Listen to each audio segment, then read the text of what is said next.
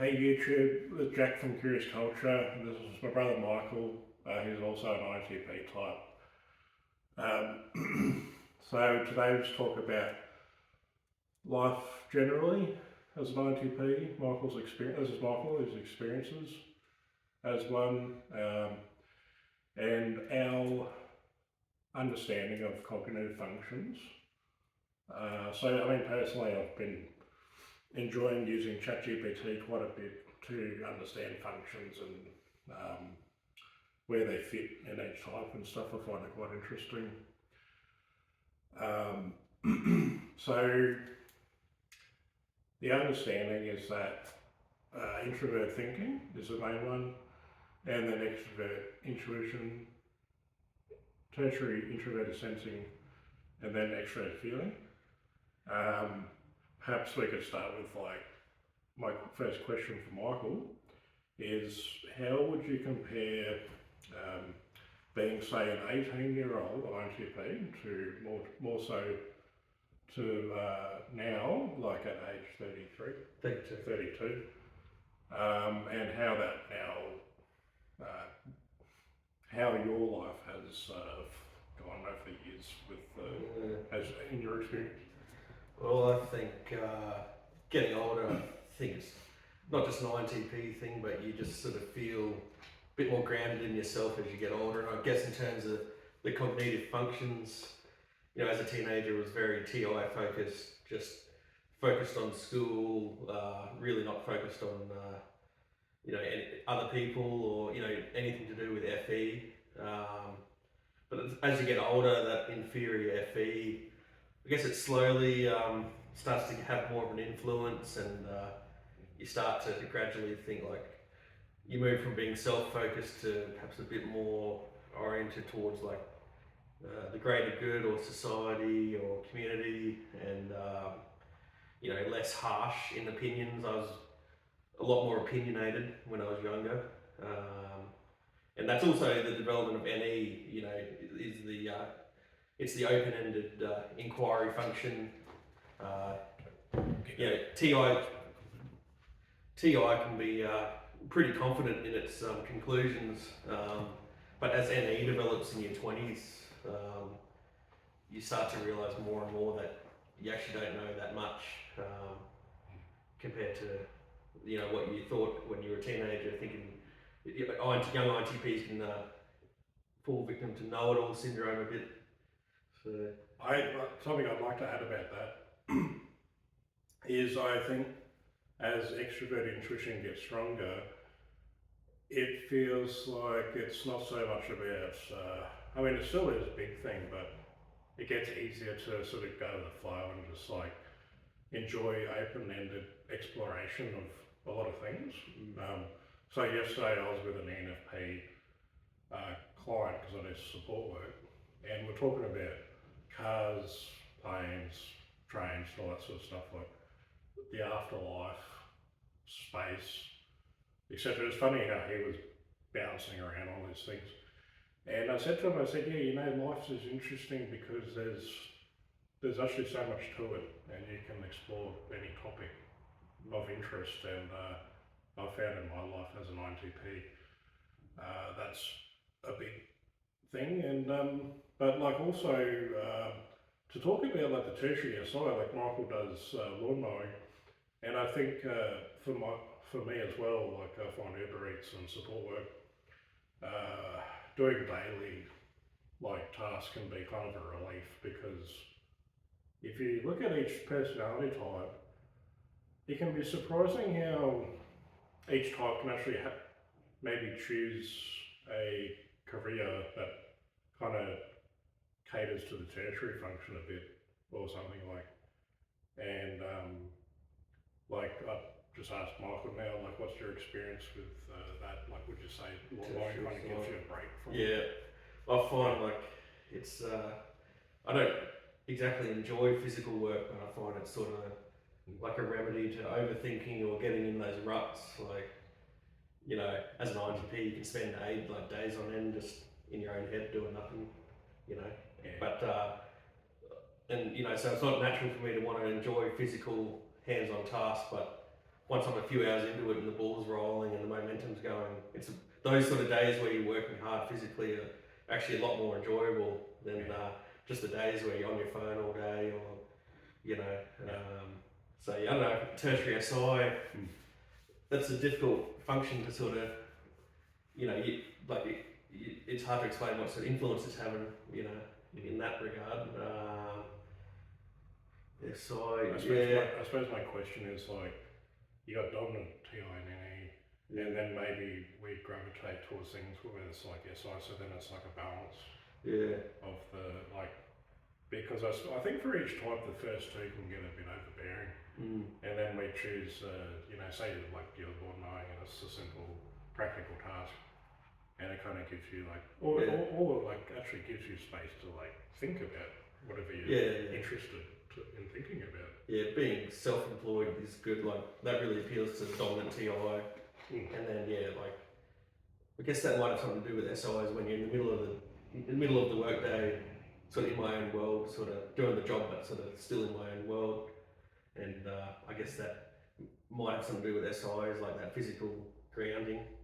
I don't know. I'm not exactly sure how that would work. And I just thought about, because I was reading about with Uber Eats, like it's a low level of social interaction and then a high level of independence. So it seems like INTPs want that kind of access because you know, we've got dominant TI and then like not much FE. Yeah, I find a lot of that, like with what I do is 95% by myself, but then the 5% dealing with people. Sometimes before I get out of the ute, I'm like, oh, do I have to, you know, the little 5-minute chit chat before getting to work, and you know, deal it like just meeting the customer. Like I'm okay at it, but I don't naturally enjoy it. Like, you know, I kind of enjoy it when I rock up to a house and they happen to be out, you know, and I can just get to work. And but you know, I'm not too bad with people, but I find that I tend to rush those interactions. You know, when other people might actually, you know, slow down and actually enjoy it. My next question for Michael is, Michael and I have spoken a fair bit about the ENTJ shadow type, and a theory we have is that there's a desire to integrate it to some extent, and I've met ENTJs that will, they might say like, oh, I wish I could read books all day and stuff, and they kind of have that quiet desire for more of an INTP life, and then the other way around a bit, where INTPs kind of want to break out of the thinking and like into action and productivity kind of, and so like, do you feel like that's something that's developed over the years, or is something that keeps coming back sort of? Yeah, it's interesting with shadow because you can sort of sense it there, but obviously your action type is the dominant force. Yeah. So like, you know, the desire to sort of just study and sort of be in your own world is much stronger, but there is, I think that's something a lot of INTPs struggle with, even if to others they look like they got no ambition or drive. It's actually like this bubbling thing that's always there, you know, that we sort of struggle to flesh out. But yeah, I find like when I'm productive and have those full productive days, like it feels like that's when I'm at my healthiest, you know, or something I should like strive for, you know, is to make those days more frequent, as opposed to the days where you do very little, you know. We have a theory about the strength of each cognitive function. Say TI is 80%, and this is the case for every type, and then 15%. Sorry about that. That's my table. See, that's a bit of an INTP tendency to knock things over, so don't worry about it. It's just part of the video. And then the secondary is 15, and then tertiary 4, and then inferior 1. But I do also believe, I'm also curious about the, as the years progress, like I've read that like each function has its phase or something, like more as people age. And what's your thoughts on that? That's probably a good example of like TI getting too confident in its conclusions. Like I remember that was about 10 years ago when I first thought of that like 80, 15, 4, 1 split. But now if I was asked that again, I'd say, oh well, I think it slowly melds as you get older.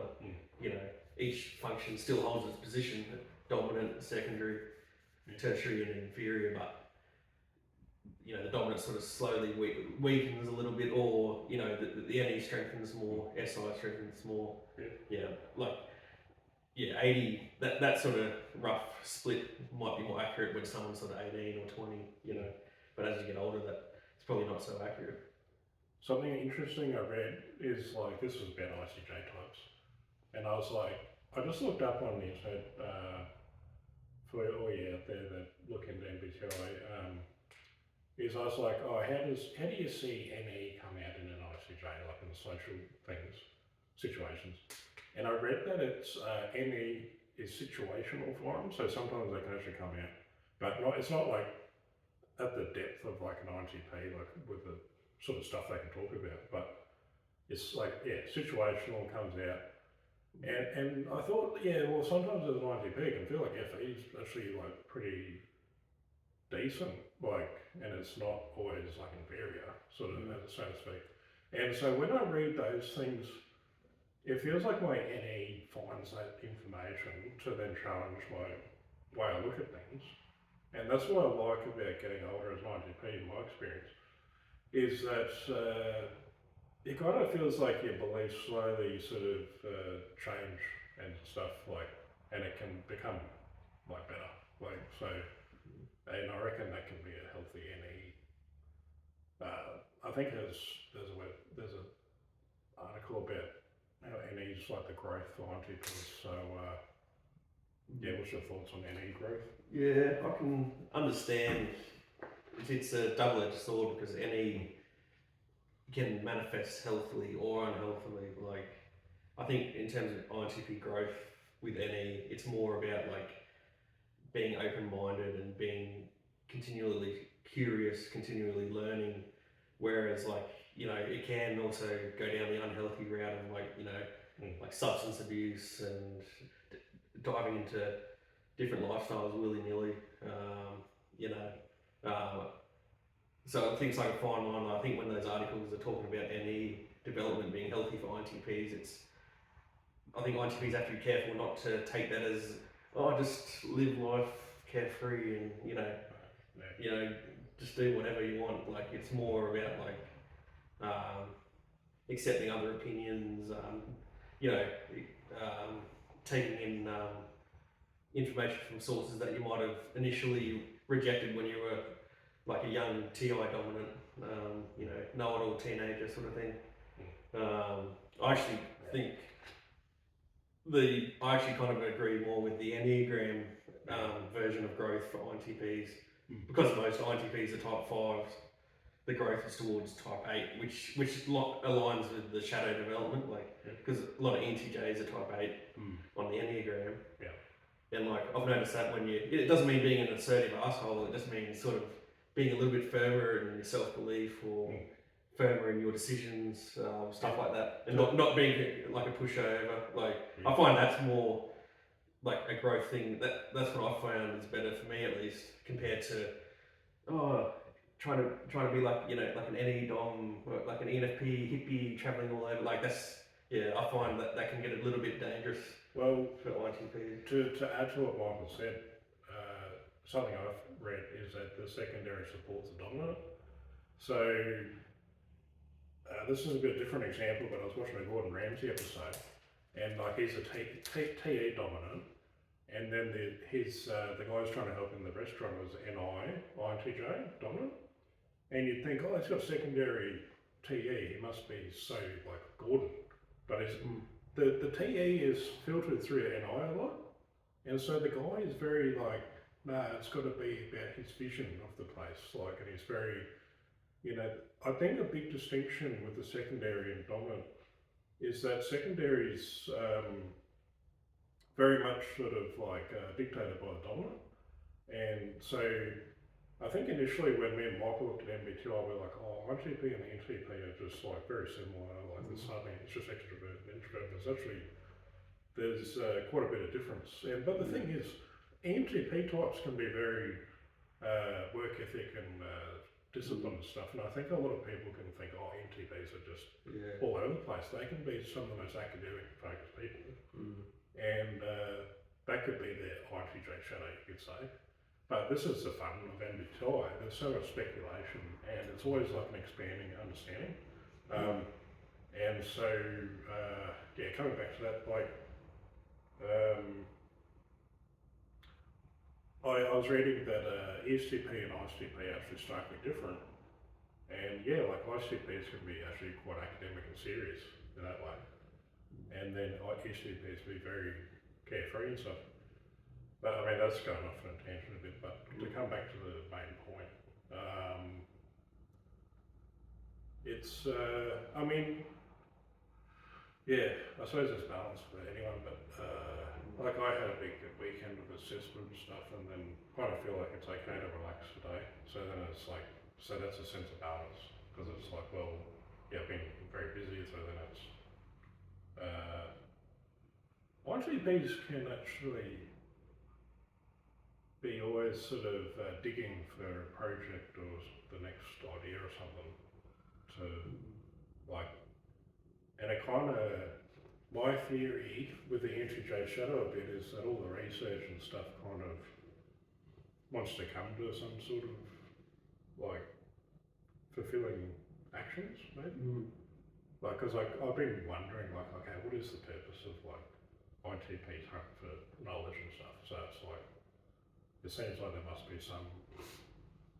But then I also read that INTJs, because of NI, can get a lot of satisfaction from reading books and stuff and like make their mental world really good. So apparently that's a big thing for INTJs. So yeah, but they like to learn so they can apply like to the real world. Yeah. But it seems like if you look at ESTJ and INTJs would like to spend a lot more time getting their thinking good and see value in that, like taking a day of like reflection and reading, and then going back to like trying to achieve goals and stuff. So, and I think that's an interesting like thing about the two types.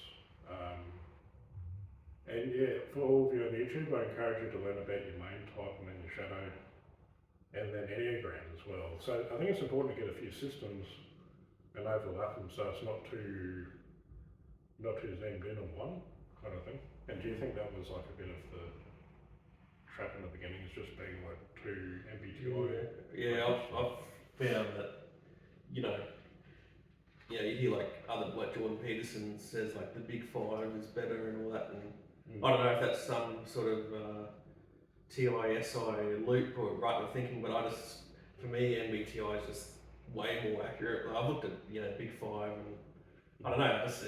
I don't know if I'm missing something, but it's just nowhere near as like deep as Myers-Briggs, and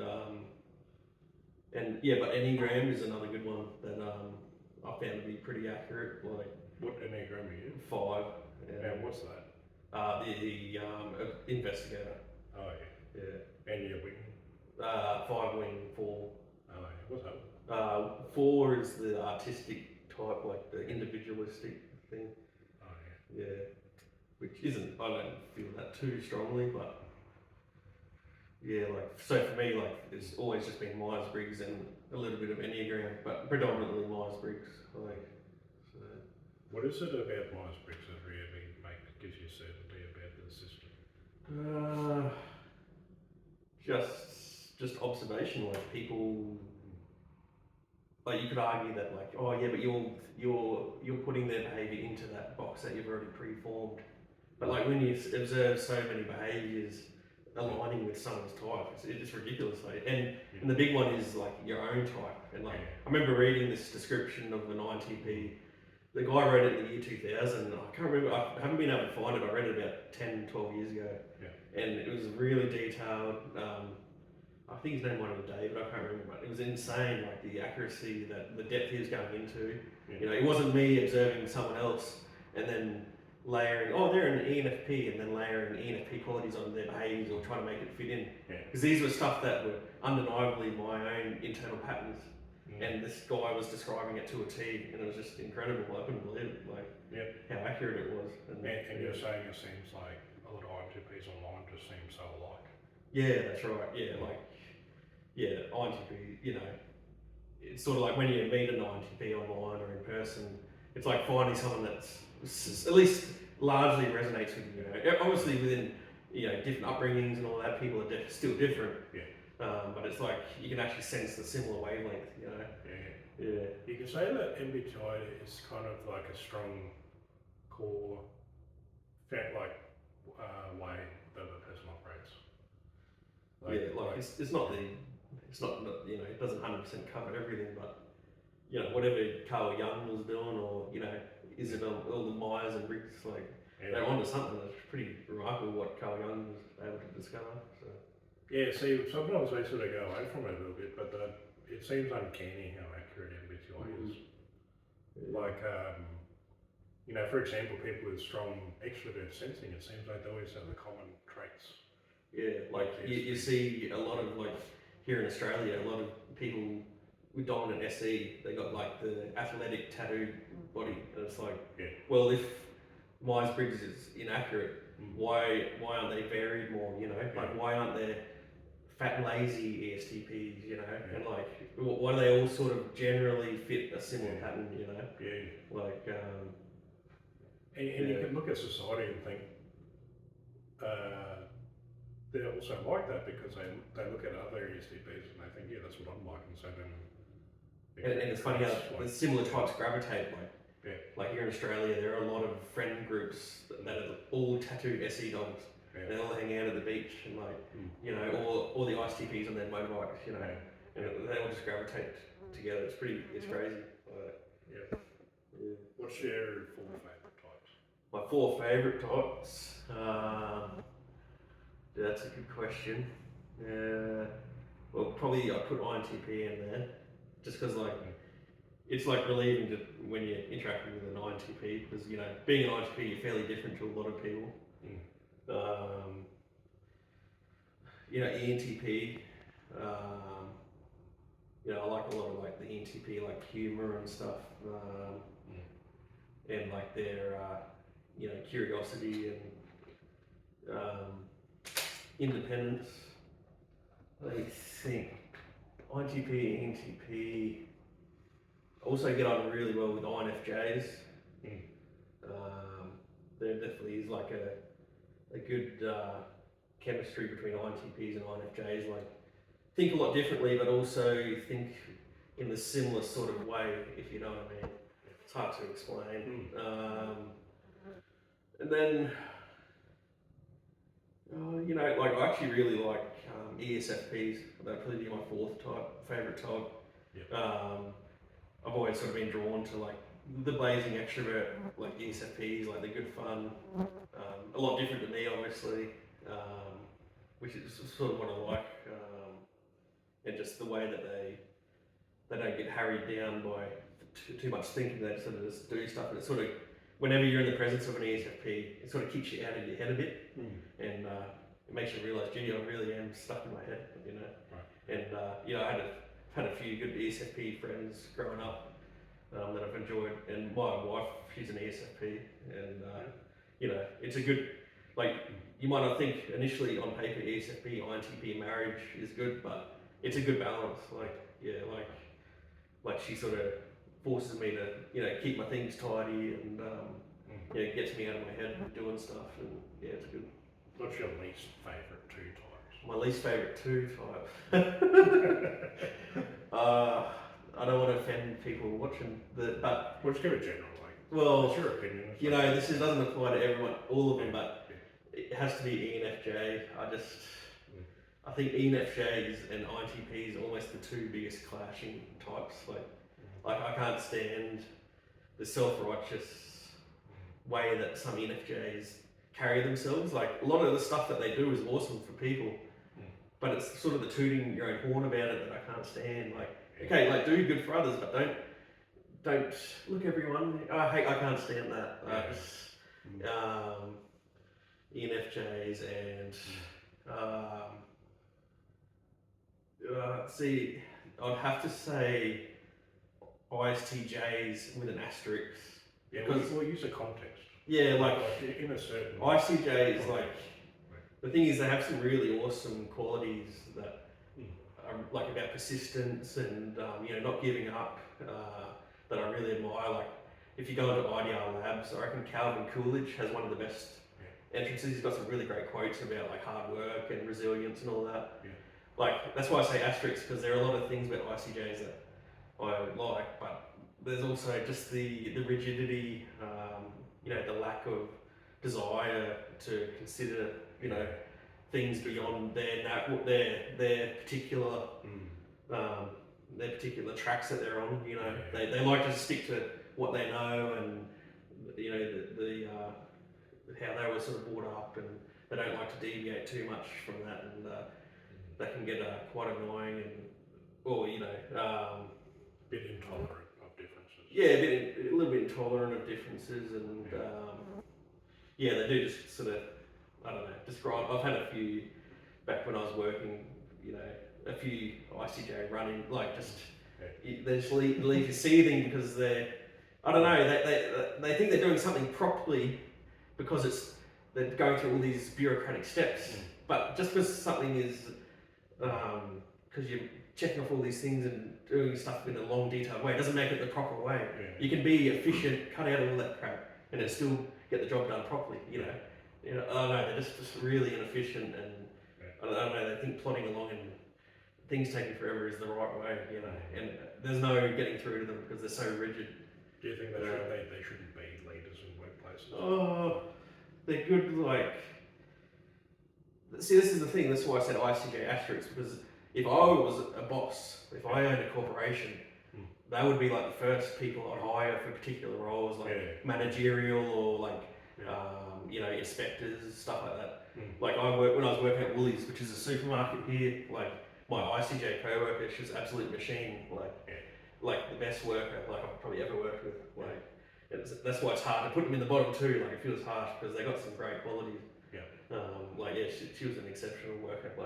And I think the overall point is that all types are interesting, but bottom two doesn't mean fully. It just means over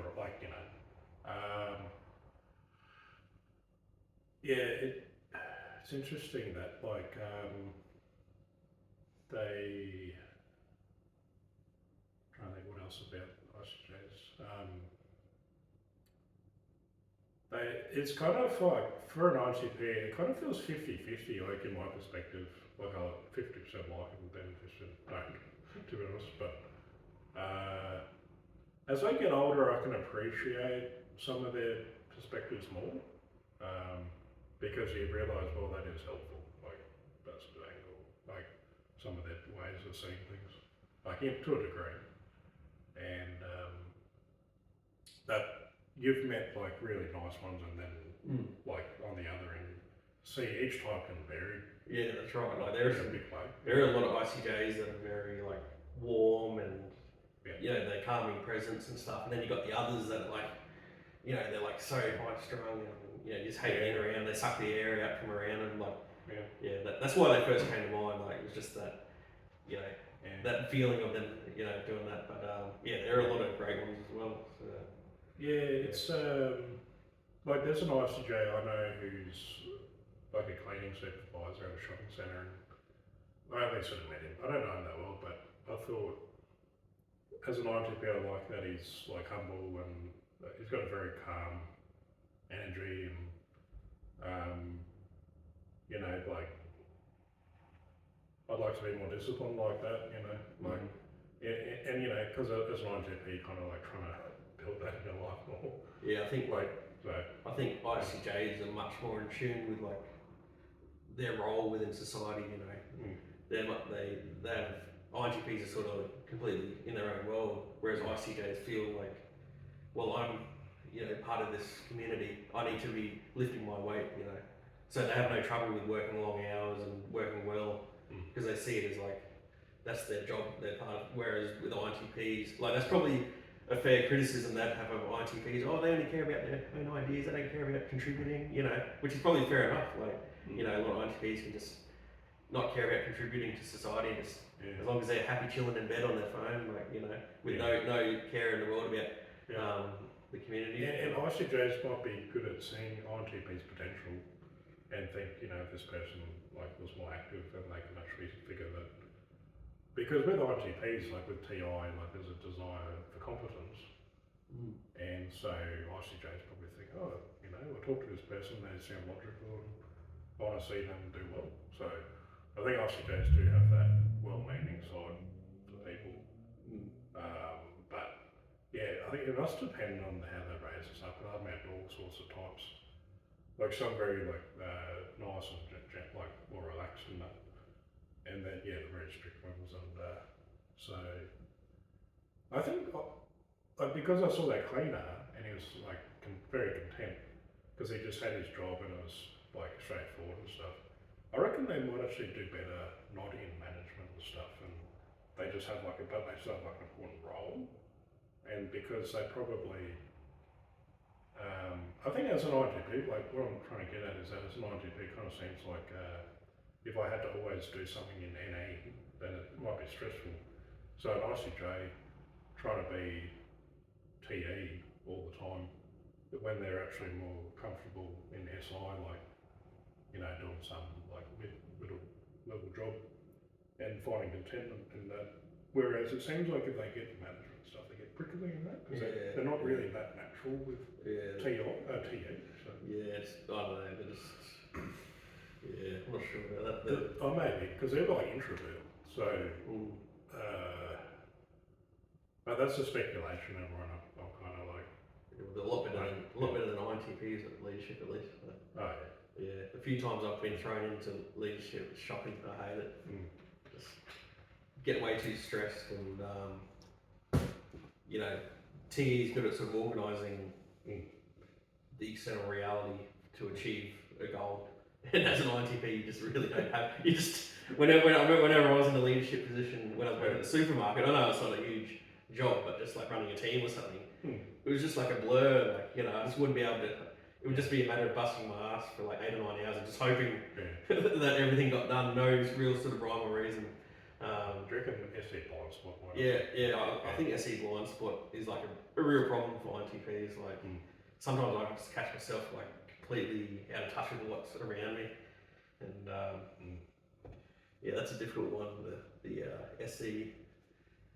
Yeah. So basically, in MBTI theory, is that the 7th function is called the blind spot. So I'm just thinking. So the inverse of your 3rd function. Yeah. So wait, what's it saying? Tertiary. Oh yeah, it's funny. My partner's ISFJ, and she's got her blind spot's TE. And it's funny because I was driving through the Melbourne city and I just wanted clear directions, and she's like, not with me on that level of like, come on, just like make it easy, you know. And I kind of like Michael. Growing up with our nan, like Michael would clash a bit with nan because you know, just that like the TI. Yeah, true. Yeah, like our That's something I noticed. Our nan is ESFP, and my wife's an ESFP now, and sometimes I reckon she's deliberately being vague so that she can get angry at me for not understanding. You know, so I say to her, when you tell me something, please be as clear as possible, so there's no doubt about what I have to do or whatever. But I don't know. It's just an ESFP thing. They sort of they don't care about precision or clarity, like, you know, being too clear. So it's pretty funny though. Yeah. Anyway, everyone, I hope you've enjoyed today's video, and so yeah, we're both INTPs, just having a chat about MBTI, and if you've liked this video, please subscribe for more, and also leave a comment, and yeah, hope you have a great day. See ya. Thank you.